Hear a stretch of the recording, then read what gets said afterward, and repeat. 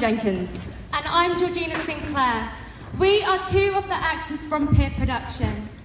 We have been supported by the Arbonne Charitable Foundation to tour a play to secondary school students that focuses on self-worth, mental health and self-harm.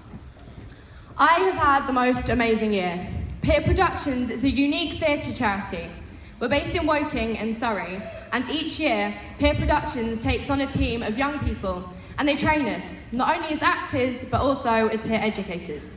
We take important messages to secondary school students to help them start talking about challenging and taboo issues that are often ignored.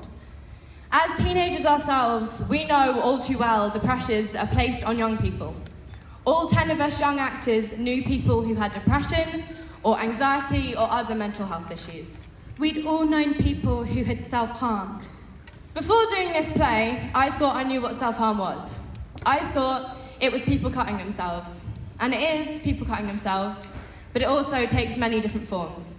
Yes, some people cut, but some burn, abuse laxatives, and poison themselves. The character I played in the play has a condition called trichotillomania, where she compulsively pulls out her hair. This behaviour is a coping mechanism that usually occurs at times of stress, anger, depression, low mood, or anxiety. Self-harm isn't something that is talked about much, and when it is often dismissed as teenage angst, self-indulgent, or attention-seeking. Before doing this play, I knew self-harm was a problem amongst young people, but I thought that it was something that only affected a very small number of people. Being involved in this project has opened my eyes, and I now realise that self-harm is far more prevalent. A recent survey showed that 1 in 5 15-year-olds have self-harmed in the last year. That means that for every young person who is being open about their self-harm, there are many more who are hiding their problem and are unable to access help. Hidden by our artistic director Nina Lemon is a 90-minute full-scale theatrical production performed by a cast of 10 young actors. It is performed to whole year groups, usually from year 9, so our audience are around 13 years old. We would perform to audiences of 200 young people in the school hall, and often did this twice a day. After each show, every audience member is given a small card with details of where they can go for help, advice, and further information. In addition, we work with the Charlie Waller Memorial Trust to provide inset training for teachers and created a detailed teacher's pack so that they could follow up with their students afterwards. The play follows the experiences of 3 very different young people who meet at a music festival. They are all from very different backgrounds, but have all experienced self-harm in the past. We follow their journeys through a series of flashbacks as they recover, change their behaviours, and learn to love themselves. One of these characters is Matt. Most people associate self-harm with girls, so Matt is an important character because he provides someone for the boys in the audience to relate to, and shows us that boys self-harm too. Matt has a relationship with a girl called Hayley, who I played. Hayley is a pretty and popular girl, so Matt is surprised when he discovers that she is self-harming. He is a good student, and a bad grade causes him to have a panic attack, and that afternoon he cuts himself for the first time. He's embarrassed about what he has done, and it takes him a long time to tell his mum, who helps him to get counselling. I played a character called Sophia. She comes from a privileged, wealthy background and attends a boarding school. She's important because most people looking in would think that she has nothing to be sad or to worry about. But self-harm can affect people from all different backgrounds and classes. Sophia starts to pull her hair out and abuse laxatives when she moves to a new school and is outcast by a popular group of girls. Unlike Matt's mum, her parents struggle to understand her problems, and she eventually seeks help from a kind physics teacher who helps her to break the cycle of abuse. Our trio is completed by Tash. Tash is from a single parent family and is struggling to escape the distant memories of childhood sexual abuse. Tash is really struggling with depression and is constantly arguing with her mum. She burns herself and later goes on to take an overdose. Her friend Yaz convinces her to get some help, and after having cognitive behavioural therapy, she's able to face the world with a brighter outlook. The play is carefully designed to educate young people about self-harm without triggering them to do so. The audience never sees self-harm take place, nor are any details given about how explicitly the characters self-harm. For example, we know that Matt cuts, but not what he cuts with. By providing a play, we are giving the students and teachers something to talk about that means that they don't have to discuss their personal experiences. By being able to see self-harm from multiple perspectives, the audience are encouraged to be compassionate to those who disclose self-harm, and to ultimately be a better and more supportive friend. We break the myths around self-harm that suggest that young people who self-harm are indulgent or selfish. And we encourage young people to get help so that they, like the characters in the play, can recover.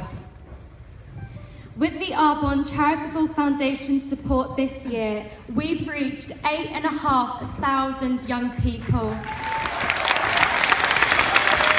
That's 8,500 young people who we have helped to understand the issue, support their friends, and get help if needed. So, if you think back to that statistic, that 1 in 5 Year 11 students have self-harmed in the last year, then that's hopefully 1,700 Year 9 students who we could have prevented from going down that path. The feedback from this project is overwhelming. One young woman who watched the play said, "I would just like to thank you for performing at my school on Tuesday. My best friend had been trying to strangle herself numerous times and had told nobody or asked for help. After seeing the play, she got the courage to tell her parents and I about what was happening, and she is now getting help. It saved her life, so thank you so much."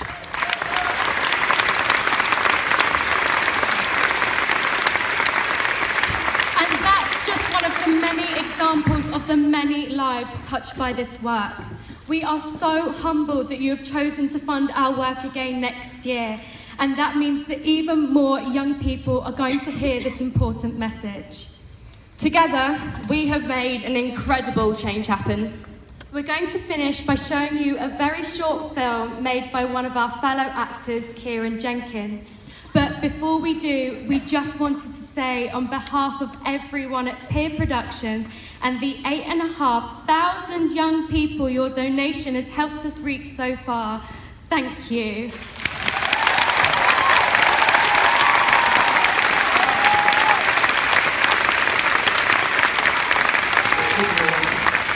We wanted to change that.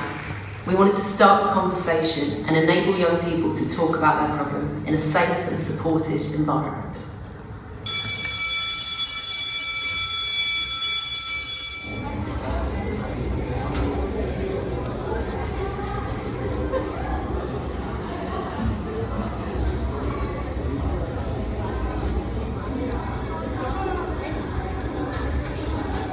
I think it was kind of eye-opening when the characters and their personalities, because they usually say that people who would self-harm are people like emos and attention seekers, but they're just normal people and who are going through rough patches. Yeah, they're not all people like attention seekers.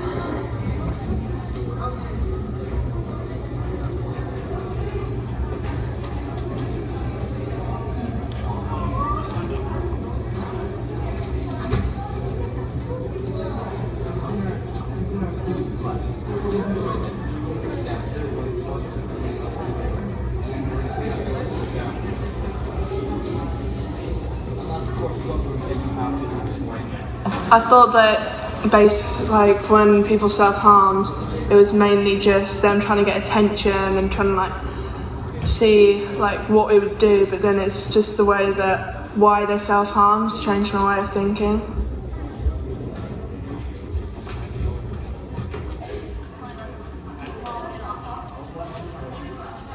Hi, I'm Nina Lemon and I'm Artistic Director at Peer Productions, and I wrote the play Hidden. Peer Productions is a theatre company entirely made up of young actors between the ages of 17 and 23.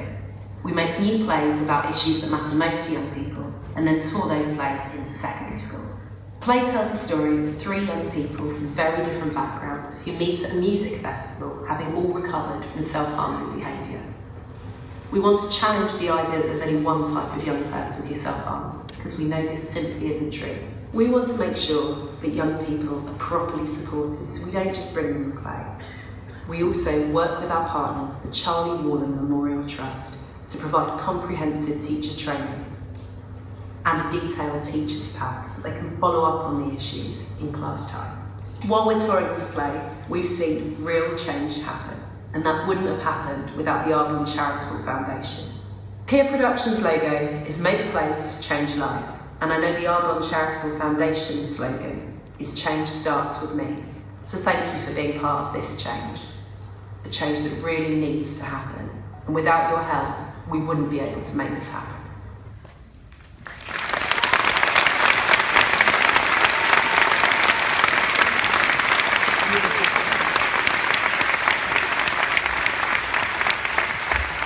Thank you, ladies.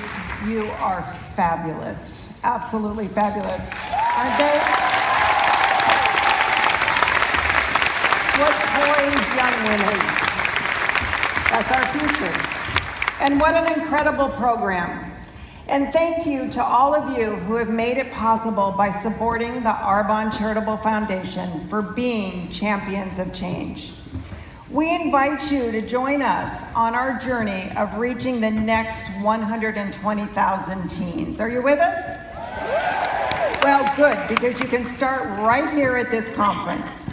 Come by the foundation booth to buy your I Want It All raffle tickets and foundation merchandise, or to participate in our basketball challenges for change to win an amazing bundle of Arbonne products each day worth 450 pounds. That's a lot, right?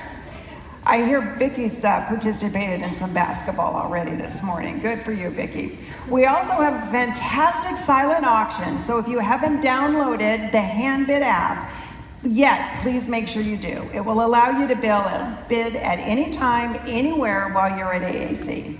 100% of all of the proceeds from these opportunities go to continue the funds to fund programs like Peer Productions. Tresor Paris is also at the conference, so you can purchase beautiful Arbonne jewelry knowing 25% of all of your purchases will go directly to the foundation. Again, thank you for believing that change starts with me and helping us empower teens like these beautiful young ladies to love themselves, to realize their future, and that they hold endless possibilities. Thank you.